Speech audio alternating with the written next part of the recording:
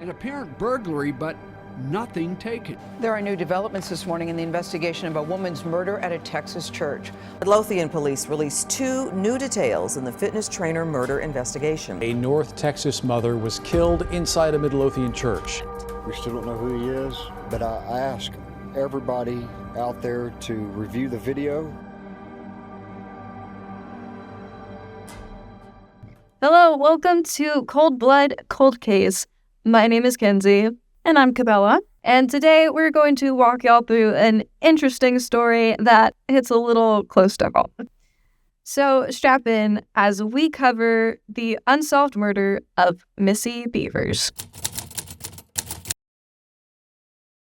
On April 18th, 2016, Missy Bevers was arriving at Creekside Church to teach her Camp Gladiator fitness class. Unbeknownst to her, she was going to meet an unfortunate fate that day.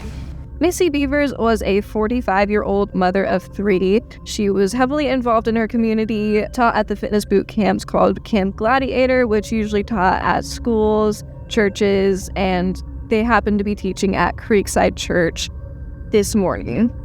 It had been storming the night before, and so they had to move their class indoors, and Missy had even posted on her Facebook about having to wake up at 3 a.m. to arrive. So my goodness. Okay. Could not be me, but cop off queen. Goodness. Yeah. Dedicated. Sometime between 2 a.m. and 3 a.m., surveillance cameras at a nearby business about across the street spotted a light-colored Nissan Altima circling the parking lot. They would stop for several minutes, turn the headlights on and off, and it was never confirmed who this person was or if they were even connected to this case, but it was a very strange timing. Okay, wait, well, let me clarify. They're driving around the church parking lot. A business parking lot across the street. And just randomly flashing their headlights on and off. Yes. So, who's witnessing this? How did we see this? These are surveillance cameras from the business. So they could see the car driving around, but it's storming. Rain is pouring down. There is little visibility, so they can't even confirm the license plate or who this person was. Convenient. I know. Okay. Rain just has wonderful timing, doesn't it? Yes. But then inside the church, another camera was recording, and the footage was a bit chilling. There are new developments this morning in the investigation of a woman's murder at a Texas church. Police released more surveillance video of the suspected killer, who dressed like a police officer and was seen wandering around the halls. I mean, she says she's watched thousands of surveillance videos in her career.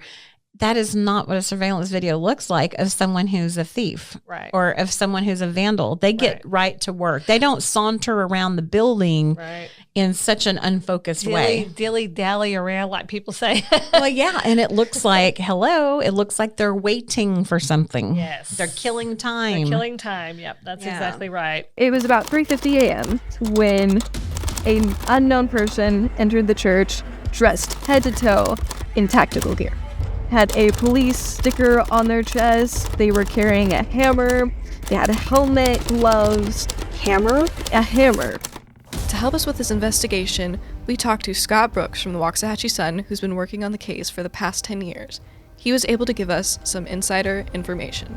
My name is Scott Brooks, and I have been involved in this case essentially from the get-go because of the job that I have, which is publisher of the local media company. Well, we have all, I guess, competent newspapers have a strong, vibrant newsroom, and we did then, and I was running the Daily Light, the other company then. And when we got word of it, which was really early, wasn't even daybreak, we had already contacted through the newsroom did. So the newsroom reported to me, but they knew on breaking news like this. Are they on a rampage inside the church, or what are they? They're very calmly walking down the halls, checking the doors, or you can see them messing with one of the doors, opening it up, and then another angle shows them breaking some glass in one of the windows. But they're not panicked, they're not rushing. It's almost a methodical way about it. And the most interesting part is they're limping slightly at times. They have this very distinct gait where they walk with one of their foots pointed outwards. the walk. Like a lot of people are pointing out the limp in the walk. Yeah. What do you think do you have a theory on why that might be? Is it because of the heavy gear they're wearing, or do they have this specific walk? I don't think it's related to the gear that they're wearing. And now I say that, but it could be. I mean, the boots the person had on could make them walk funny. I don't know how this, I've never put on that kind of gear, so I don't know how restrictive it is in terms of a walk. However, there's plenty of evidence out there about some people involved or assumed to be involved in this who had had surgery in the months prior and gave pause to why that walk was the way that it was. Theoretically, if this is the suspect, I think this is where we're going, is this person is probably going to be the murderer, if I had to guess. They would be pretty easy to find if they have this limp, right? You would think so. Okay, but this is a cold case. It is a cold case, so you would think. You would think. I'm gonna let you keep going. I'm curious. Investigators later brought in the footage to be analyze the gait and see who this person was, or if they could even get a clear gender.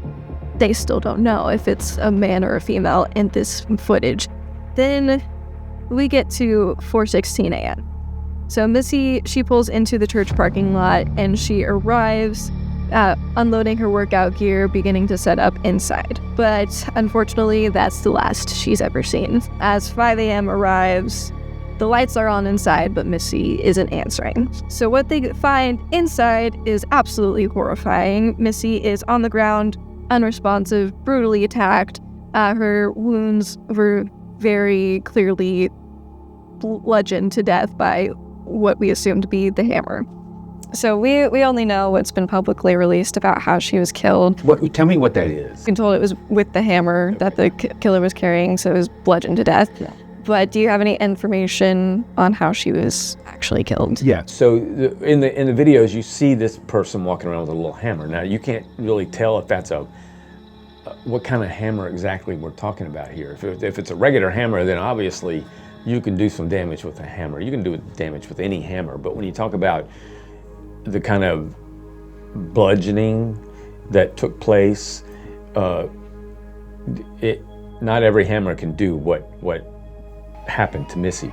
So based on information that we got from people who actually not were there, but that handled Missy, transported Missy, that they believe without any question that she was a screwdriver was involved, and that that's what did the bludgeoning. Within days, the police are releasing this footage to the public.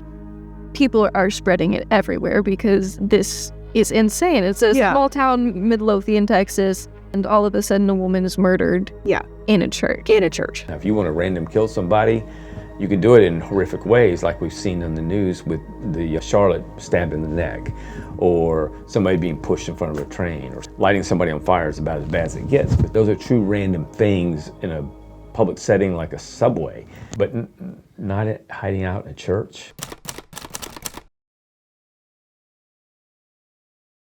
Some speculate that the killer knew Missy personally, because how else would they have known he was there? Another detail to mention is Missy was an avid Facebook poster. Okay. And so she did promote herself on social media. As I stated, she even posted to Facebook that she was going to be leaving for the church early that morning. And the people on the search warrants were probably half of them were women, half of them were men, and they were all connected to the Camp Gladiator, as I recall. Watching the video, what now is hundreds of times, and there are other parts of the same video stream that the public has not seen, including the actual murder. But what I have seen, everything that I've seen, as many times as I've seen it, but it's also consistent with how I felt right away, was that it's a female. As the investigation continued, the stranger the details became. So Missy's husband, Brandon Bevers, was out of town on a fishing trip that morning that Missy was killed. He was questioned, but never charged with anything. Everything came up empty. Brandon Bevers, the husband of the wife, Missy Bevers, who was murdered just over 10 days ago, and his father, Randy Bevers, are talking. Let's listen in. They have everything. They have my flight tickets, the rental car that we rented in Gulfport, Mississippi. Matter of fact, when I pulled into my driveway Monday at 3 p.m., I was in a car with Mississippi plates on it. And I mean, all of that's a non-issue. There was never really any evidence, as I know the case, there was never really any evidence that pointed to them. Again, it's what the mind will tell you. So what created a lot of that was that Brandon Bevers, the husband, had the day of, I believe, held a news conference. We begin with that Brandon Bevers interview. On April 18th, the murder of his wife, Missy, occurred at that Midlothian church. What it really was him being not attacked, but him being kind of jumped by reporters, particularly from the Metroplex, that wanted all the sensational stuff they could get. So, and he didn't know any better. It never happened to him before. So he has an interview in his front yard or in the driveway, and all of that led to enormous amounts of speculation, including about him. Generic police jacket, kind of a velour-looking police jacket, and I couldn't even identify the helmet. The person was wearing a helmet. But that early on interview caused a whole stream of just wild theories, accusations. To this day, if I post, like I write a column for every year to commemorate, memorialize, and even the same comments that were made back then are made now as to Brandon being a possible suspect when he isn't. Even weirder, they discovered that Missy had received creepy and strange LinkedIn messages a few months prior from an unknown man in the months before her death. The sender was interviewed, but there was no direct link to the murder that was ever proven. He remains anonymous. There were some marital issues between her and her husband. Histories of affairs, specifically on Missy's side. And so that did bring up a lot of internet speculation about Brandon and wondering, was he upset? Was this planned? Was it hired? But that's all they are. Even to this day, they're only rumors. And so, particularly as social media has gotten worse, they just persist. And so whenever I post something about Missy, Brandon gets it, her dad, his dad gets it, all these nasty things. Missy gets it, in terms of just resurrects the rumors. And I don't want that to happen, but I don't want to not memorialize Missy. So, well, if it's not random, then there has to be a reason. There has to be somebody with a purpose. You've heard it called a crime of passion. And those are very real things. And so, but to have a crime, to be a criminal of passion means there had to be some trigger. And so that trigger, I didn't know every facet of Missy's life, but I can only surmise that something triggered somebody with hatred to do what they did. So the Midlothian Police Department, they continue to chase leads, they continue to look for clues. There's even a $150,000 reward for anybody who can give them information that leads to an arrest. So pretty hefty reward for anybody who can find anything out about this case, because whether it was covered up or whether we just don't have the pieces to the puzzle, it has baffled the minds of everybody in Ellis County for years, almost 10 years now. The Waxahachie PD, it was a huge case, went national right away. They had never experienced anything like that before. I believe they have enough evidence they know who did it. That's my opinion. I could be so far off, but my belief is that they know who did it. But DAs often don't bring me a case that you don't believe we can get a conviction. Nothing worse for a DA than to try a case and lose.